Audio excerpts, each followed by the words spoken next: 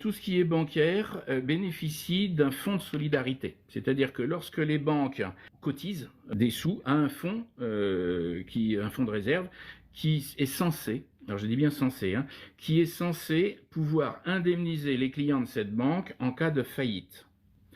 Et Sarkozy avait monté le plafond, parce que ce plafond était à 70 000 balles, il l'a monté à 100 000 quand il y a eu la crise des subprimes, pour essayer de calmer un petit peu l'inquiétude générale. Et donc le plafond de 100 000 existe en banque, et il permet aux gens d'être un petit peu rassurés. Alors ne nous leurrons pas, en France nous n'avons plus de banque familiale, comme c'était le cas avant. Il y avait la banque de Machy, Bank Worms, tout ça, ça a disparu. Aujourd'hui, il n'y a que des grosses banques qui ont absorbé les petites.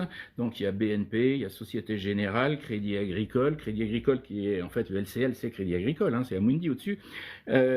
Donc tout ça fait que si jamais il y a une banque qui fait faillite, cette banque est censée pouvoir indemniser ses clients grâce au fonds de solidarité interbancaire.